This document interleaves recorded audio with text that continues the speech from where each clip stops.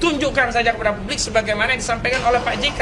Dan saya setuju dengan Pak JK, kalau memang ternyata publik nanti melihat ijazah itu asli, biar perkara segera selesai. Artinya kami ingin segera ijazah saudara Joko Widodo itu ditunjukkan agar seluruh rakyat juga memiliki keyakinan sebagaimana kami yakin. Karena kami sebelumnya tidak terlalu yakin atau baru 99,9% lah begitu.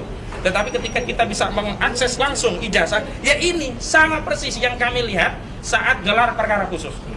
Karena itu kalau saudara Joko Widodo meyakini ijazah ini asli, tunjukkan saja kepada publik sebagaimana yang disampaikan oleh Pak JK. Dan saya setuju dengan Pak JK, kalau memang ternyata publik nanti melihat ijazah itu asli, biar perkara segera selesai. Tetapi kalau memang bermasalah, memang tidak ada pilihan lain kecuali apa, hukum harus ditegakkan. Tidak boleh ada legasi jahat yang buruk, yang merusak citra negara kita pernah dipimpin oleh presiden yang berijazah palsu. Yang kedua, kami ingin memberikan penegasan. Dukungan itu meliputi bahwa selain mendukung Pak JK, kami semua, baik sebagai tim penasihat hukum maupun secara prinsipal, baik secara sendiri-sendiri maupun bersama-sama, siap untuk dijadikan saksi dan memberikan keterangan tentang tidak adanya hubungan kami dengan Pak JK, baik langsung maupun secara tidak langsung, baik hubungan yang bersifat supervisi atau apalagi dalam bentuk pemberian dana, baik dengan nominal 5 miliar rupiah atau nominal yang lain. Atau kasarnya saya ingin tegaskan bahwa kami tidak menerima sepeser pun, 1 rupiah pun dana untuk perjuangan ini, baik dari Pak JK atau pihak lainnya, baik untuk kepentingan perjuangan atau kepentingan keluarga kami. Tidak. Kenapa? Karena kami datang memang bersama Pak Roy, mendampingi Pak Roy, dan dulu pernah mendampingi saudara Rismon Syandi Parhasiolan yang kini sudah menjadi pengkhianat. Itu karena dorongan panggilan hati untuk menyelamatkan negara kita. Dan kita semua justru mendukung agar apa? Agar dugaan tindak pidana fitnah dan pencemaran ini segera diproses. Kenapa? Karena apa yang diklaim oleh saudara Rismon Syanipar dan juga kuasa hukumnya yang menyatakan Jahmada Girsang yang itu katanya AI, itu menurut kami tidak bernilai. Kenapa? Bantahan itu baru disampaikan setelah ada laporan. Sebelumnya tidak pernah ada bantahan. Karena itu saya sarankan kepada saudara Jahmada Girsang, jika saudara menyatakan itu bukan suara saudara, bukan video klien saudara, maka sampaikan itu di pengadilan, bukan melalui media. Karena laporan pro justisia harus dikonter secara pro justisia, tidak cukup dengan omon-omon ya.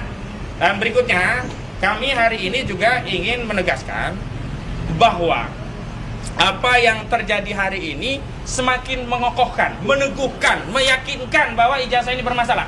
Sebab kenapa? Saudara Joko Widodo 30 April 2025 yang lalu yang memulai perkara ini, yang memulai perang ini, sebagaimana Amerika yang memulai perang terhadap Iran. Saudara Joko Widodo memulai pertarungan ijazah palsu dengan melaporkan Pak Roy Suryo dan kawan-kawan ini pada tanggal 30 April 2025 yang lalu. Semestinya, kalau memang ijazah itu asli dan dia sudah percaya diri dengan bukti-bukti, maka tidak cukup sulit untuk menaikkan perkara ini ke persidangan. Tetapi kenapa hampir 1 tahun, kira-kira 30 April tahun ini, dikit lagi itu 1 tahun, kasus ini tidak berjalan. Yang ada apa? Justru saudara Joko Widodo mengirim sejumlah buzzer-buzzernya, entah YouTuber, entah orang dengan status terpidana, mendatangi klien kami, merayu-rayu agar bisa datang ke Solo untuk memproses apa yang disebut dengan restoratif justice.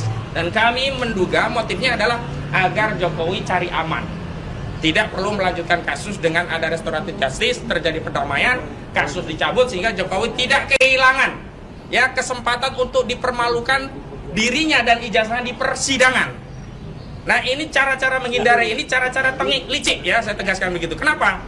Memang saudara Joko Widodo terakhir di wawancara media menyatakan dia tidak mau menuduh siapapun.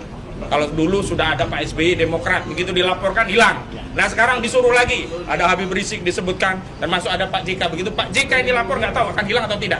Tapi yang menarik, Habib Rizik Syihab sendiri juga mengakui dihubungi banyak orang untuk bisa ketemu dengan saudara Joko Widodo, dan Habib menyampaikan tidak akan ketemu sebelum ada proses hukum terhadap kasus KM 50. Itu artinya apa? Memang saudara Joko Widodo ini tidak berani, alias pengecut. Saya tegaskan, saudara Joko Widodo pengecut. Dia hanya berusaha menjatuhkan mental Pak Roy Suryo dan kawan-kawan dengan membuat laporan polisi. Dikira setelah membuat laporan polisi, Pak Roy Suryo takut, langsung datang sowan ke Solo, nyembah, berlutut, mencium kaki Jokowi dan minta maaf, damai, dan kasusnya berhenti.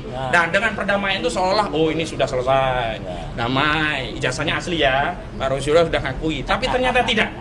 Walaupun sudah ada 3 orang yang gugur, bukan karena kalah dalam perjuangan, bukan karena kalah dalam pertarungan, tetapi karena pengkhianatan. Tapi yang lain tetap melanjutkan perjuangan, dan ini membuat kubu Jokowi pusing. Dan saya ingin tegaskan bahwa yang mengemis perdamaian restoratif justice itu pada pokoknya adalah kubu Jokowi, dan dengan motif agar kasus ini bisa dihentikan dengan beberapa indikator. Pertama, memang benar saudara Egy Sujana dan Damai Hari Lubis yang datang ke Solo, termasuk Rizmon Sianipar yang datang ke Solo. Tetapi kedatangan itu tidak terjadi tanpa sebab. Egy Sujana sebelumnya dinego oleh orang-orang kubu Jokowi, Darmizal dan juga Rahmat dari Reco, relawan Jokowi, yang itu kemudian ditindaklanjuti dengan pertemuan di Solo di tanggal 8 Januari 2025 yang lalu, kemudian ditindak 2025 Januari ya 2006 yang lalu, kemudian ditindaklanjuti dengan pengajuan permohonan restoratif justice tanggal 13 Januari dan keluar SP3 tanggal 15 Januari 2026 yang lalu. Yang kedua, saudara Rizmon Sianipar itu tidak akan pernah mengajukan permohonan restoratif justice dan mengemis damai kepada Joko Widodo sebelum ada gerakan dari kubu Jokowi yang melaporkan saudara Rizmon Sianipar dengan dugaan pemalsuan dokumen ijazah S2, S3 Yamaguchi di Jepangnya, termasuk dugaan pemalsuan surat keterangan kematian dirinya di universitas tersebut, yang kemudian itu ditindaklanjuti dengan apa? Deklarasi kekalahan telak dari Rizmon. Dan sayangnya saudara Rizmon Sianipar selain mengaku kalah pada Jokowi juga menjadi pengkhianat. Dia tidak saja damai demi fokus untuk tujuan SP3, dia juga menyerang perjuangan dari kawan-kawan yang dulu mendukung dia. Dulu kita berjuang juga untuk dia. Nah, karena itu kami simpulkan bahwa hari ini kepada seluruh rakyat Indonesia, kasus ini berbelit-belit, yang keroknya Jokowi, bukan kami. Kami sudah siap untuk menghadirkan bukti, saksi, ahli, dan segala yang berkaitan dengan proses hukum ini di pengadilan yang terbuka untuk umum. Dan kenapa motifnya? Karena kami ingin juga keyakinan yang hari ini kami yakini ijazah ini bermasalah juga dapat diyakini oleh masyarakat setelah melalui proses persidangan dan melihat langsung barang yang bermasalah itu. Kami sudah melihatnya di tanggal 15 Desember 2025 yang lalu saat gelar perkara khusus. Barangnya tidak beda.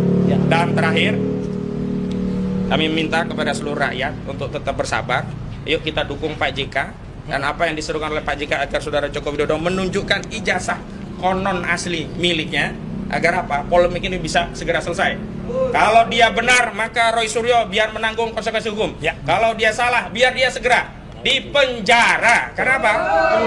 Tidak boleh seperti yang beredar di sosial media, anak-anak kecil sekarang tidak punya insentif untuk sekolah, untuk belajar. Kenapa? Ngapain capek-capek sekolah? Ngapain capek-capek belajar? Buang ijazah palsu saja bisa jadi presiden. Ngapain? Kita bisa aja beli di UGM. Nah, ini kita nggak mau yang seperti ini. Jadi jangan anggap sepele kasus ijazah palsu. Itu pengantar dari saya. Selanjutnya kepada Pak Roy Suryo yang hari ini juga wajib lapor. Silakan Pak. Langsung saya? Ya. Oke. Nanti yang lain nyusul.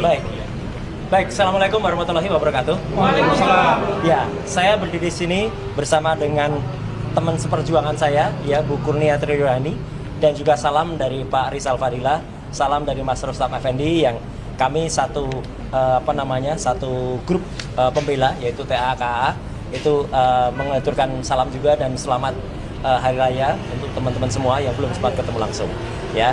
Dan juga di sisi sana ada sahabat kita juga, ya, Dr. Tifa, yang juga dibantu oleh teman-teman lawyer yang lain.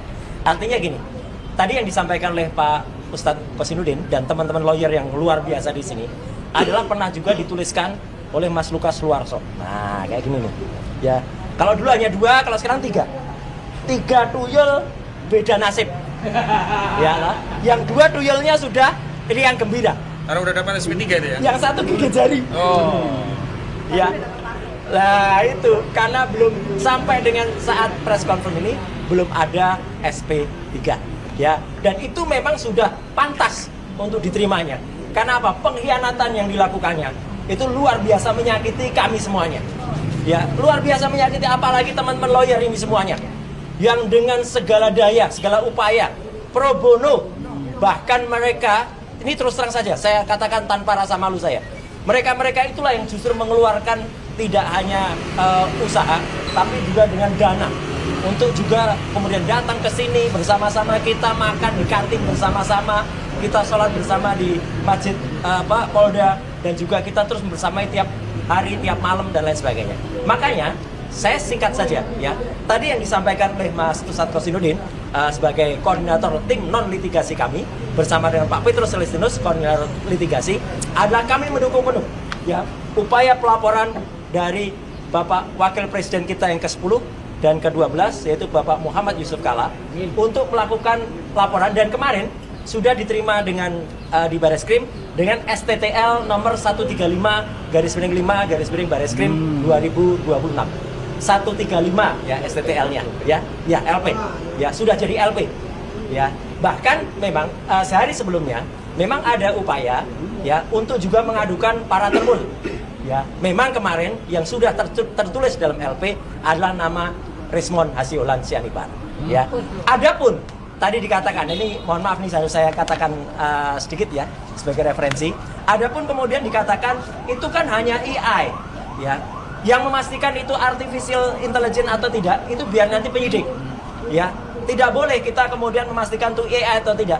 Karena maupun itu AI, apa yang dilakukan Pak JK itu adalah sudah benar. Dilaporkan dulu. Ya, karena Pak JK sendiri mengatakan, saya nggak tahu itu AI atau tidak. Nah, ini gambarnya.